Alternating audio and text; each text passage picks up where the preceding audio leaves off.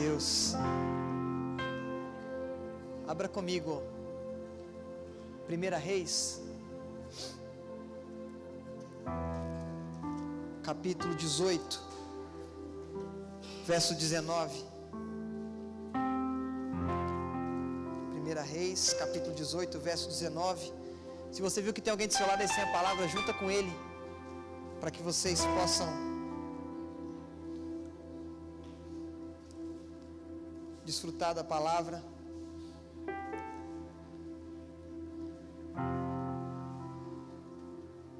Primeira Reis, capítulo 18, verso 19.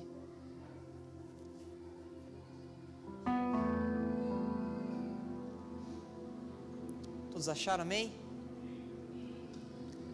Agora, pois, envia, ajunta a mim todo o Israel no Monte Carmelo, como também os 450 profetas de Baal e os 400 profetas de Azerá, que comem da mesa de Jezabel. Verso de número 36. Sucedeu, pois, que oferecendo oferta de manjares, o profeta Elias se chegou e disse ao Senhor: vem e toma o teu lugar, vem e toma o teu lugar, vem e toma o teu lugar, vem e toma o teu lugar. Ó Senhor, Deus de Abraão, de Isaac e de Jacó, manifeste hoje que Tu és Deus em Israel, e que eu sou o Teu servo, que conforme a Tua palavra todas as coisas se fizeram.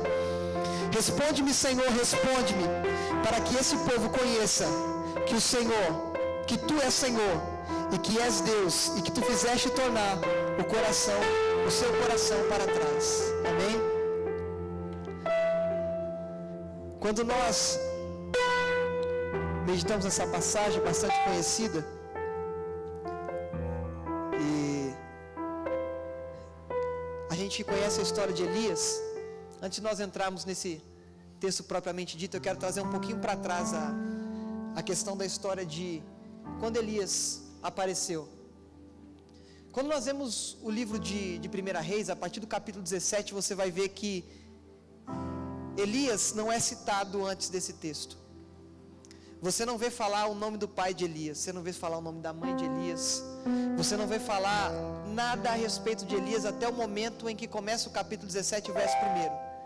Aí o escritor do livro de 1 Reis vai dizer assim: então Elias, o tisbita, dos moradores de Gileade, disse a Acabe: não haverá chuva nem orvalho, senão segundo a minha palavra. O interessante é que ele não chega aqui e fala assim: olha, eis que te digo, o Senhor dos Exércitos disse. Ele falou assim: não haverá chuva, nem o orvalho que cai à noite, senão segundo a minha palavra. Ele fala isso para um homem que trouxe para Israel a maior, até agora, idolatria que existia. O povo de Israel está vivendo mais de 60 anos num declínio espiritual. Porque nós sabemos que aqui o reino está dividido. Existe o reino do sul e o reino do norte. Nós estamos falando do reino do norte, Israel. Acabe vai dizer que a história de Acabe começa dizendo assim, que ele entrou no lugar do seu pai, e não contente em somente fazer o que era mal aos olhos do Senhor, ele casa-se com Jezabel e se submete a Baal.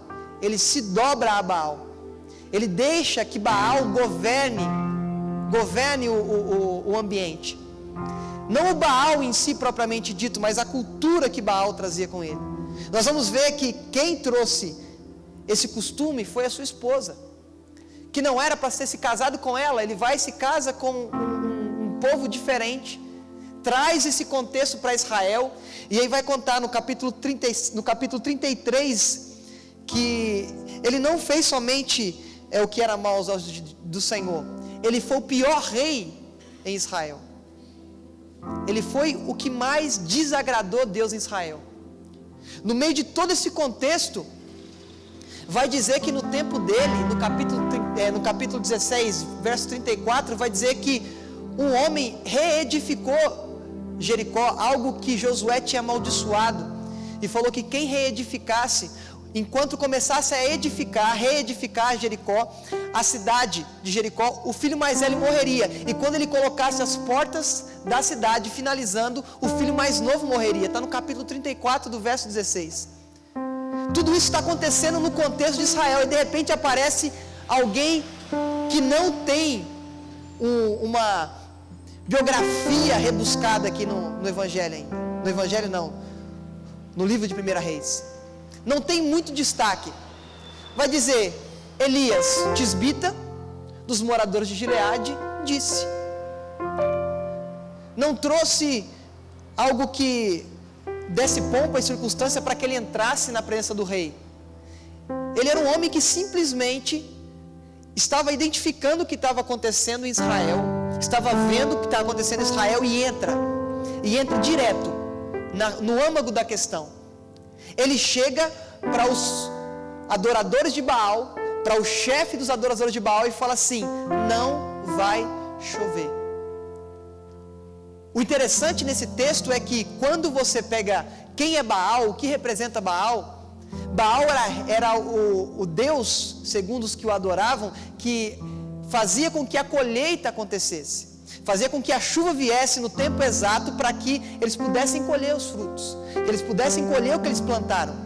O que Elias vem? Elias vem na contramão de tudo isso. Fala, então é o Deus da fertilidade? É o Deus que promove chuva? Então não vai chover. Ele faz isso e logo na sequência vem uma palavra do Senhor e fala assim: sai. Você é de Gileade, você é tisbita, mas você não vai morar mais lá. Você vai aonde eu quiser que você vai a partir de hoje. Porque você teve a coragem de dizer uma palavra que vai mudar o destino de toda uma nação. Então você vai aonde eu quiser que você vai a partir de agora. Ele fala assim: você vai descer para um lugar chamado Querite, um riacho que tem em Querite. E ali eu vou mandar que os corvos te levem, que os corvos te levem pão, te levem carne, e você vai ser sustentado durante toda a sua trajetória em Querite. Você vai beber de um riacho que fica em Querite, umas torrentes de Querite. Elias acabou de profetizar algo na vida de Acabe, vira as costas e não volta para sua casa, vai para onde Deus está mandando. Se você for pegar a palavra Querite, ela deriva de um verbo hebraico que significa charat, que significa colocar no tamanho certo. O Senhor pega o profeta Elias, tira ele do contexto, porque ele profetizou, ele podia ficar lá do lado do palácio e falar assim: ó, tá vendo, o céu não vai chover mais não, olha o sol que está aí. Ele podia ficar do lado do palácio e falar assim: ó, já faz 3 meses que não chove, já faz 1 ano que não chove. O Senhor não quer que nós façamos algo para ficar jogando na cara aquilo que nós fazemos. O Senhor não quer que nós façamos algo para depois ficar querendo mérito para nós, porque qualquer coisa que nós fazemos é por causa dele, por meio dele, para ele. E nós entendendo isso, nós não vamos ficar presos será que o Júnior vai reconhecer que eu cantei no tom certo? Será que fulano viu que a palavra que eu preguei, eu fiz isso e aquilo? Não, nós vamos dizer a palavra, nós vamos louvar, nós vamos adorar, e vamos para o lugar que Deus quer que nós estejamos, porque não adianta ficar recebendo aplausos, recebendo considerações, porque não foi eu, foi ele, foi por causa dele. Ele vai para esse riacho de Querite, porque Deus queria colocar Elias do tamanho certo. Deus não queria Elias da forma que ele estava. Por mais que ele estivesse fazendo algo bom, o Senhor tinha que propiciar experiências para ele. O Senhor queria dar algumas coisas que ele não tinha vivido até então na sua trajetória. O que o Senhor está fazendo conosco nesses últimos dias? O Senhor está nos tirando de um lugar de conforto, em que eu tenho tudo controlado, em que eu tenho tudo organizado, em que eu tenho tudo planejado. O Senhor está tirando esse lugar de conforto não para te deixar desconfortável somente, mas para que você entenda que você tem que viver uma dependência dEle, e aonde Ele está, mesmo que seja desconfortável, o lugar é o melhor lugar para estar, porque Ele te levou. Não é o que eu quero, é o que Ele quer. O Senhor está desconstruindo algumas coisas em nós, porque, vamos fazer um cenário aqui, quantos aqui tem Guarda-roupa em casa. Principalmente as mulheres têm uma parte bem maior no guarda-roupa. A madeira do guarda-roupa, como é que ela chegou na sua casa? Ela não veio uma tora de madeira e você jogou um pozinho mágico, ela se transformou num guarda-roupa. O que aconteceu? Ela passou por um processo. Ela foi levada por uma madeireira, onde ela foi cortada, foi separada por tipo de madeira, foi separada por objetivo. Essa daqui serve para isso, essa daqui serve para aquilo. Aí você pegou um MDF lá na sua casa prontinho, com uma corzinha de madeira bonitinha, igual tem aqui, ó. E aí tem um guarda-roupa. Mas para acontecer isso, primeiro essa madeira foi colocada no lugar certo para cumprir um propósito. O que o Senhor está fazendo conosco nesses últimos dias é colocar-nos no lugar certo, no tamanho certo, para cumprir o propósito exato do que Ele quer fazer nessa nação, o que Ele quer fazer nas nossas vidas, o que Ele quer fazer na nossa família. Porque não adianta eu estar uma tora de madeira enorme, gigante, que não tem finalidade nenhuma. Porque depois que ela foi cortada, ela perdeu a vida. E depois que ela perdeu a vida, ela vai apodrecendo. Se eu não tiver um propósito para aquilo, eu não vou servir. O que o Senhor fez com Elias? Falou assim: Elias, você ainda está muito grande, você tem que diminuir um pouquinho, vou te colocar no tamanho certo. Elias estava do tamanho desse púlpito, ele ficou do tamanho do gasofilaço. O Senhor colocou ele no tamanho certo. Aí está lá, ele estava acostumado com uma rotina. Acordava de manhã, pãozinho, de tarde pãozinho, água. O garçom era um corvo, vinha, trazia. E aí a rotina estava boa, já estava confortável. Ele já estava distante dos holofotes, mas estava na rotina. Aí o que o Senhor fala para Elias? Fala assim: Elias, agora sai daí que eu vou mandar você para Sarepta e vou ordenar que uma viúva te sustente. Aí eu te pergunto, todo o contexto que você vê uma viúva na Bíblia, eu nunca vi uma viúva rica. Vocês já viram alguma viúva rica na Bíblia? A viúva que deu as únicas moedas que tinham. A viúva que chegou para Eliseu e falou assim: olha, eu não tenho nada senão uma botija de azeite lá, e os credores estão batendo na porta, o meu esposo era um homem temente ao Senhor, tal. Você não vê. Aí Deus vira para Elias e fala assim: eu vou ordenar que uma viúva te sustente, você vai para um lugar chamado Sarepta. Elias começa a andar no deserto, inúmeros quilômetros até chegar em Sarepta. Sarepta não fazia parte do território de Israel. Ele chega lá e tem uma viúva catando cavaco, catando alguns gravetos, alguns pedaços de madeira, para fazer um bolo, o último bolo da vida dela e do filho dela. Elias chega, olha essa viúva, sabe que é aquela que vai sustentar, e fala assim: me dá um pouco de água. Por quê? Andou o deserto inteiro até chegar a Sarepta, estava morrendo de sede. Estava morrendo de sede.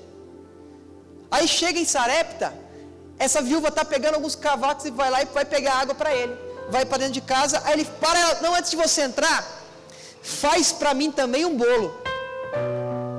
Ele era crente mesmo, né? Já pediu comida? Já faz para mim um bolo. Aí ela para. Enquanto pediu água, ela foi, porque ainda tinha água. Mas quando pediu o bolo, um pão ou um bolo, depende da tradução que você tem na mão, faz para mim primeiro. Aí o que ela fala? Oh, meu homem de Deus, eu estou aqui numa situação que eu vou fazer esse último pão para que eu e meu filho comamos e morramos. Ela já tinha sentença. Ela estava igual Agar, quando Ismael começou a chorar, ela virou as costas para não ver o menino morrer. Estava naquela situação: vou fazer um bolo para mim e para o meu filho, e ó, fim de papo, acabou. Ela usou o último recurso que ela tinha para fazer o último alimento, a última refeição entre mãe e filho. E quando ela fala isso para ele, o que ele já estava? Ele já estava no tamanho certo, mas ele precisava de uma outra experiência ainda. Ele fala para assim, vai lá, faz primeiro para mim, e depois faz para você e para o seu filho, e o azeite na botija não vai faltar, e a farinha na panela não vai acabar. O que significa sarepta? Sarepta significa refinar. O que Deus estava fazendo com Elias primeiro? Primeiro Deus colocou Elias no tamanho que ele precisava estar. Depois o Senhor vai colocar Elias num lugar de refinamento. Colocou Elias em um lugar em que ele seria aprimorado. Porque o Senhor, ele tem estágios em nossas vidas. Ele primeiro, o que ele faz? Ele primeiro vai cortando algumas arestas. Vai cortando algumas coisas em nós que não se aproveitam. Mas depois ele precisa de um ajuste fino. Eu lembro que tinha uma coisa nas televisões antigas que chamava sintonia fina.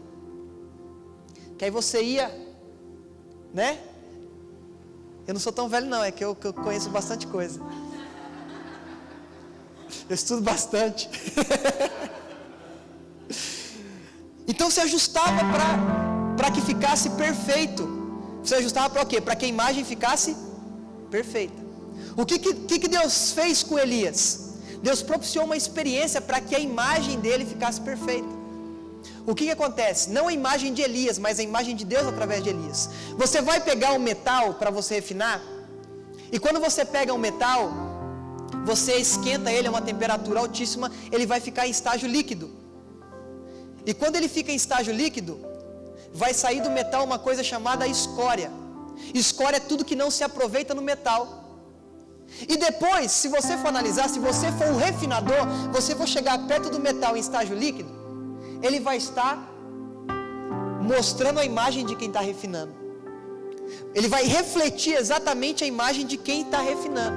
Quando o Senhor nos leva para esse estágio, Ele não quer que a gente apareça mais. Ele quer aparecer através da gente.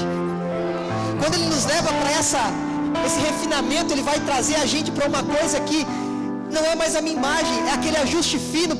Ele está tirando a sua imagem, ajustando a sua imagem, colocando a imagem dele, deixando um ajuste fino, para que ele resplandeça, para que ele apareça, para que ele cresça, para que ele seja glorificado através da sua vida, através da sua história. E o que ele faz? Eu quero te refinar, porque não adianta só estar no tamanho certo, não adianta somente estar servindo para um propósito. Eu tenho que estar refletindo a imagem de quem me chamou para o propósito. Porque não adianta eu estar servindo por um propósito, mas refletindo a minha imagem. Não adianta eu estar servindo por um propósito eterno e mostrando o que eu sou. Eu não tenho que estar em evidência. Quem tem que estar em evidência é aquele que me chamou. Eu não tenho que aparecer, não tem que aparecer a denominação que eu congrego, não tem que aparecer o meu pastor. Quem tem que aparecer é Cristo. E esse não crucificado, mas esse ressuscitado e que vive para todo sempre. Então eu tenho que olhar para o refinador e falar assim: me joga no fogo, queima, deixa o estágio líquido para que eu reflita o Senhor. E se eu ficar duro, o Senhor me refina de novo para que eu volte a refletir o Senhor a cada dia mais.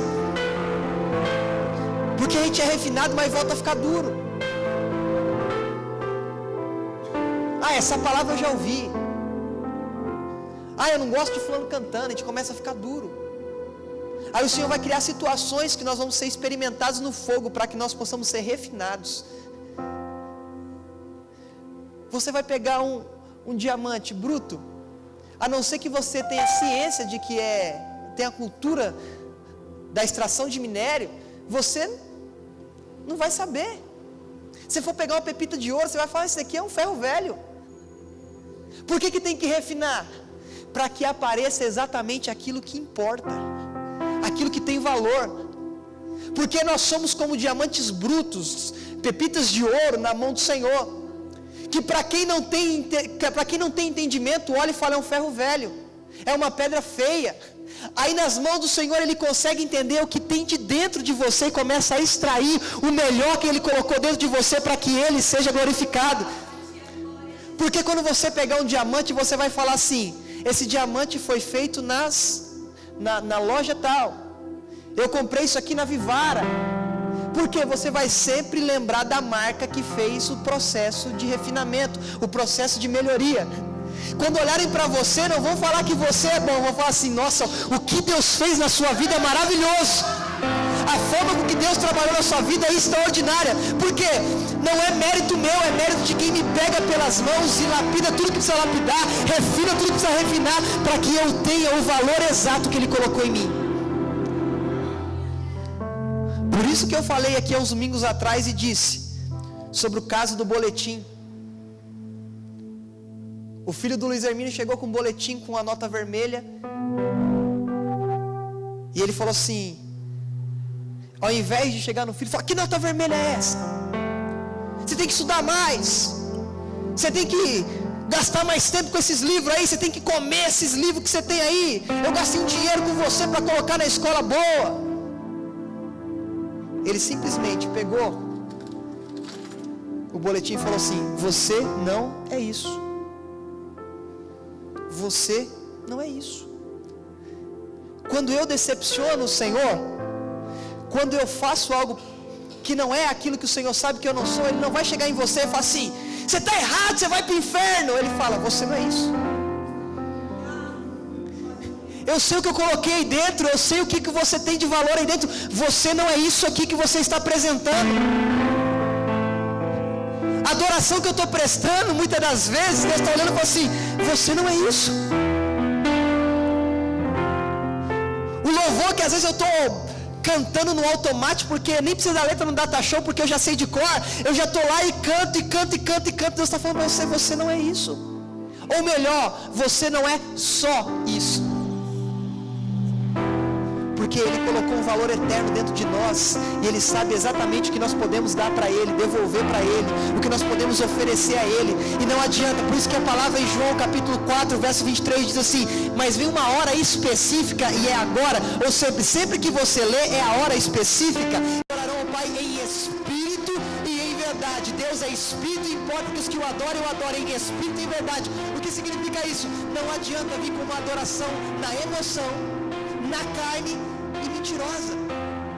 Tem que ser levado pelo Espírito Santo, porque a adoração não começa em você, a adoração começa no Espírito Santo. O Espírito Santo comunica com o teu espírito, o espírito do homem, e eles começam a falar assim, o Espírito e a noiva começam a dizer, vem, vem, vem. E por que é verdadeiro? Porque eu não preciso preocupar se a Gisele está me vendo. Eu não preciso preocupar se o Fernando viu que eu levantei a mão. Não se trata de ficar sentado ou ficar em pé, de quantas horas eu gasto com ele. Se trata de ser em espírito, guiado pelo Espírito, e não pode ser falso. Porque Ele conhece, Ele te criou, Ele vai falar assim, você não é isso, ou você não é só isso. O que Deus estava fazendo? Mostrando para o próprio Elias a totalidade do que ele esperava de Elias. Aí tem uma segunda situação, porque o primeiro estágio foi uma provação só. Foi só um teste o primeiro de Querite. Em Sarepta, a farinha não acabou e o azeite não acabou, só que o menino morre. O menino morre. Você parou para imaginar isso? Um menino morrendo? Depois que aconteceu o milagre, o menino morre. O menino morre. Está ali, estatelado. Aí a mãe chega, ao invés de agradecer por causa disso, ela fala assim, você veio trazer os meus pecados à tona. Em vez de ser grato pelo que ele fez, e foi uma consequência natural da palavra que ela disse, que nós vamos comer e vamos morrer. Aí o que acontece? Ela começa a reclamar. Você veio trazer os meus pecados. Elias não faz nenhuma, ele não briga com aquela mulher, não discute, não faz nenhuma ponderação com aquela mulher. Ele simplesmente chega até o lugar, ora sobre o menino, mede sobre o menino algumas vezes, e o menino volta a viver. Aí eu te faço uma pergunta categórica. Volta de 1 Reis, capítulo 17, 18. Quem antes de Elias ressuscitou alguém? Quem tinha tido uma experiência dessa? Ninguém. Abraão cria que Deus podia fazer isso, mas Abraão não colocou a mão sobre Isaac depois que Isaac morreu, porque Isaac não foi morto. A única pessoa que vivenciou um cenário desse não tinha um manual. Falou assim: olha, para ressuscitar o morto você tem que fazer essa oração aqui, ó. Não tinha. Quando eu estou sendo refinado, eu começo a receber coisa dele que eu nunca vivenciei na vida comum. Eu começo a receber coisas do Senhor e vivenciar coisas que eu nunca vivi no ambiente comum. Por quê? Não vem de mim, vem dele. Ele chegou e fez uma oração simples assim: torna a alma desse moço a voltar para ele. Simples. E ele, depois que acabou, não falou assim: olha, tá vendo? O Deus que eu sirvo, eu sou um homem de Deus, eu congrego na igreja fulana de tal, eu sou o pastor do ministério X. Ele falou: Deus, torna a dar alma para esse menino. Acabou. Saiu de lá, o Senhor manda ele para um outro estágio. O Senhor manda ele para encontrar com Acabe, que aí vai entrar naquele texto que a gente leu agora há pouco. O interessante é que tinha um homem chamado Obadias, que ele cuidava dos profetas do Senhor, enquanto os profetas de Baal e Azerá estavam comendo na mesa de Jezabel. Os profetas do Senhor estavam vivendo de pão e água. Elias em Querite comeu pão e água. Elias em Sarepta comeu pão e água. Os profetas que foram colocados em caverna de 50 em 50 eram alimentados por pão e água que Obadias gastava do seu próprio bolso para que eles ficassem preservados. Por quê? Por causa de Elias, todos que professavam o Senhor estavam sendo perseguidos. Eles estavam escondidos numa caverna.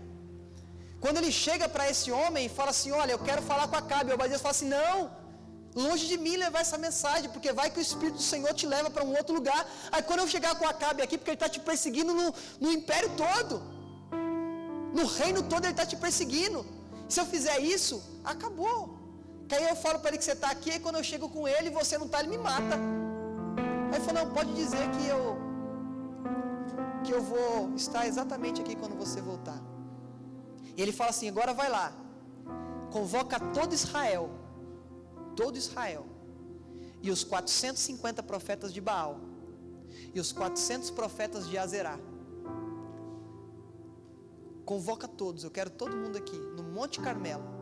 E quando ele faz isso, imagine a nação toda de Israel.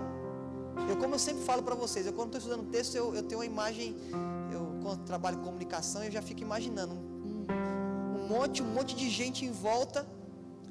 Os profetas de Baal estão de um lado, os de Azerá estão de outro, e Elias está lá sozinho, representando o Senhor. O interessante aqui é que, primeiro, Baal era o Deus que mandava chuva, era o Deus da fertilidade, era o Deus que fazia com que a colheita fosse bem sucedida. Azerá era considerada um poste ídolo, uma deusa que estava atrelada intimamente com Baal, no sentido de adoração, e que era a deusa dos mares. O que acontece? Nesse cenário aqui, Elias vai e reúne todos os profetas e dá a oportunidade para que eles ofereçam sacrifício primeiro. Eles chegam no altar e colocam lá um cordeiro, e cortam o cordeiro do jeito que precisava, e começam, e grita, e clama, e fala, e fala, e fala, e fala, e fala, e fala, e nada. Isso começou por volta das 6 horas da manhã. Já era 9 horas e nada. 10 horas, nada. Aí eles começaram a se mutilar, começaram a se sacrificar. Por quê? Não, preciso de fazer alguma coisa aqui para sacrificar, para que eu tenha resposta. E aí começou, corta aqui. E o sangue derramado no altar já era agora dos profetas de Baal e de Azerá. Já não era mais nem do cordeiro, já estava tudo misturado. Já tinha cabeça para um lado, perna para o outro. Eles gritavam. Aí quando começou lá por volta de 11h30, Elias começa: Fala um pouquinho mais alto, que pode ser que ele está numa viagem internacional aí e não está te ouvindo. Ou grita mais alto, porque pode ser que ele está dormindo e não está te ouvindo. Ele teve uma noite muito complicada e está cansado. Ou pode ser que ele está numa reunião importante e não pode te atender. Grita mais alto, vai que você incomoda ele e ele te atende. Agora trazendo para os nossos dias. Tem muitas pessoas que adoravam a Deus, que tinham um relacionamento com Deus, mas por causa de um Acabe, por causa de uma Jezabel, começaram a sentar na mesa de Jezabel, começaram a comer o que Jezabel dava, começaram a ouvir o que Jezabel falava, começaram a se relacionar com os caprichos de Jezabel, com os caprichos de Acabe, e começaram a inventar uma falsa adoração.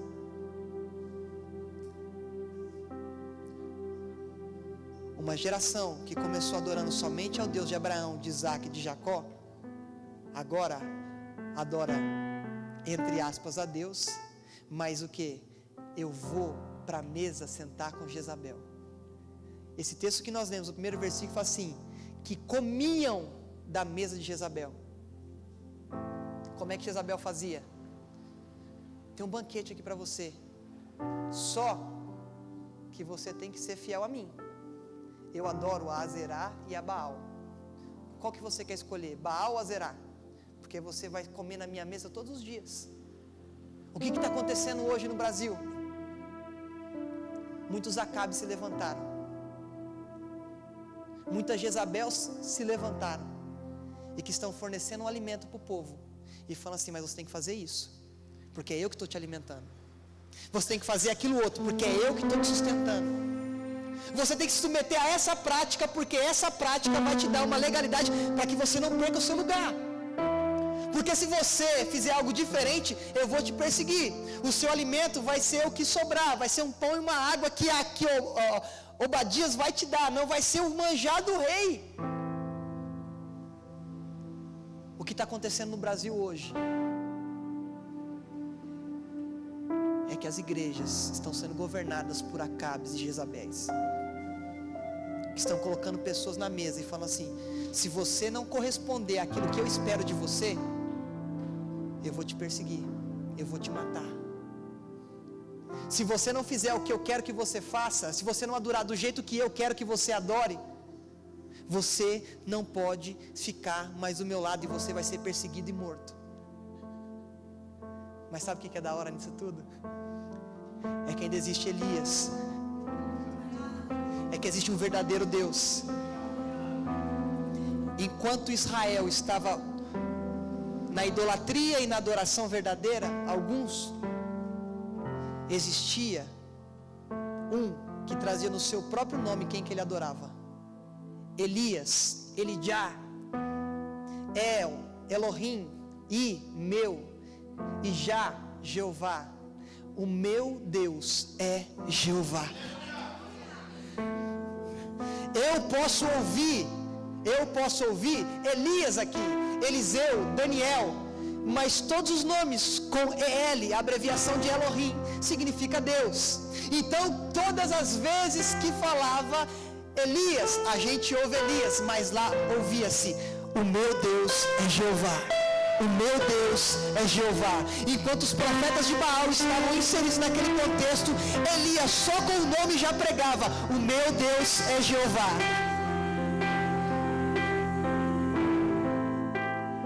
O próprio nome de Elias trazia o nome, o meu nome traz o nome de Deus. Deus é meu juiz. Tribo de Dan, Daniel, e meu Elohim, Deus. O nome de Elias já pregava. O caráter de Elias pregava. A oração de Elias pregava. O posicionamento de Elias pregava. Mas não pregava Elias, pregava Jeová.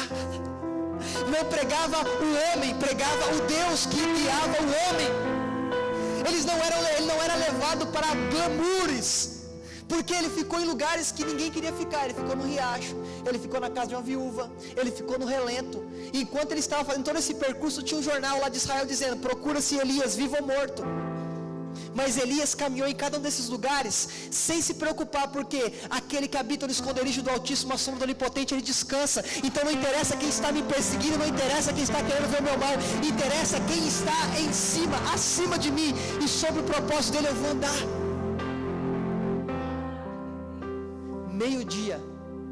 Meio-dia, Elias pega e fala assim: pode sair daí que não vai rolar nada, eu sabia já. Não vai dar em nada isso, porque o Senhor não se manifesta até que Ele seja querido no lugar. O Senhor não vai se manifestar em um lugar em que Ele não é querido. O Senhor, enquanto eles estavam oferecendo a outros deuses, Deus ficou no lugar dele. Deus não ficou mais ou menos exaltado por causa daquilo. Deus não fica mais ou menos exaltado porque eu adoro ou porque eu não adoro Ele. Deus não fica mais ou menos importante porque eu não entrego a Ele a minha adoração verdadeira. Deus não muda. Lá em Malaquias está dizendo: porque eu, o Senhor, não mudo. O Senhor é imutável, eu que mudo, você muda. Deus não ficou maior ou menor porque os profetas de Baal estavam lá se mutilando. O que a gente tem visto de pessoas se sacrificando, literalmente dando sangue, para adorar aos deuses impostos por Acabe e Jezabel nesses últimos dias, não tem no gibi. A gente faz uma lista interminável, gasta um sangue para impressionar um líder religioso, uma prática religiosa. Elias não queria agradar a Isaac, Abraão e a Jacó. Ele queria agradar o Deus de Abraão, de Isaac e de Jacó. Elias não queria agradar Acabe e Jezabel. Elias queria agradar aquele que guiou ele todos os momentos. Aí ele chega nesse lugar. O que ele vai fazer? Perto do Monte Carmelo existia um mar. Ele manda pegar a água do mar e faz um rego em volta do altar. O altar está aqui. Ele faz um rego em volta do altar e manda os profetas buscarem água. Você não adora Zerá? Então você vai trazer água aqui para colocar aqui. Ela não é deusa do mar? Então eu vou colocar aqui, ó. Aí colocou o sacrifício e fez oração. Senhor, como a gente louvou aqui, toma o seu lugar e mostra quem é aqui. Mostra quem o Senhor é. Eu sei que o Senhor não precisa disso, mas toma o seu lugar aqui. Eu sei que o Senhor não precisa provar nada para ninguém, mas toma o seu lugar nesse lugar, nessa nação.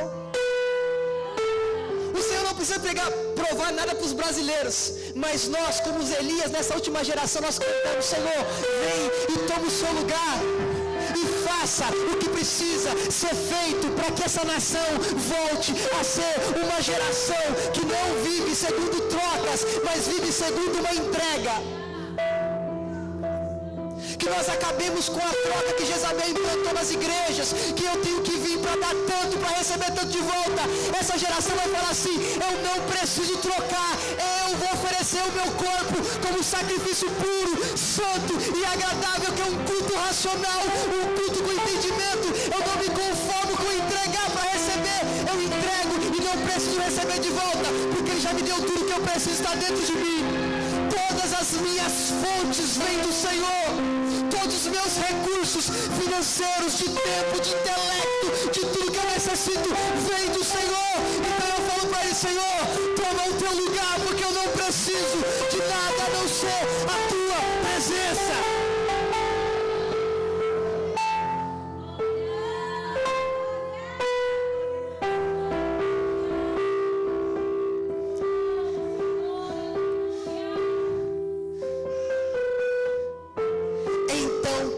Fogo do Senhor. Não foi do céu, foi do Senhor, porque o céu não produz fogo. Lê no texto aí: desceu fogo do Senhor. Céu produz chuva, não produz fogo. Desceu fogo do Senhor. O Senhor consumiu lenha, holocausto, água e pedra. Tudo o que foi oferecido a ele, ele recebeu. Ele consumiu até não sobrar mais nada. Em uma outra oportunidade eu falo das obras de palha, de pedra, de madeira, que o fogo consumidor vai consumir, só vai restar o fogo dele em você. Consumiu tudo que eu ofereço para ele, ele não menospreza, ele não joga fora, porque tudo que eu entrego com verdade para ele, ele recebe. Ele recebe não porque ele precisa, porque ele não precisa, eu vou dizer, ele não precisa de adoração, ele não precisa de sacrifício, porque o sacrifício já foi feito, mas ele tem prazer de receber o seu sacrifício vivo, que é o seu culto racional.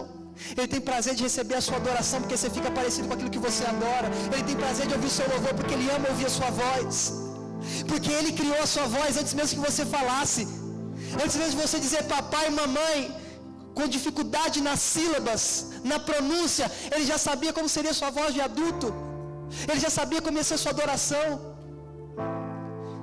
E aí vai dizer: o que vendo todo o povo, caiu com seus rostos e disse: Senhor é Deus. E aí vai dizer: só o Senhor é Deus. Até esse momento, eu sentava na mesa de Jezabel, comia o que Jezabel me dava, falava o que Jezabel mandava falar, adorava do jeito que Jezabel mandava adorar. Mas quando eu vejo o Deus verdadeiro consumindo aquilo que não era, aquilo que não era necessário ele fazer para que mostrasse que ele era Deus, mas ele fez mesmo assim, eu começo a entender que tudo que eu vivi muitas das vezes foi por causa de ser levado a alguns rituais, alguns condicionamentos, algumas liturgias, algumas coisas que não estavam presentes no coração do Pai. Mas quando eu vejo o próprio fogo de Deus consumindo, eles fizeram assim, ó.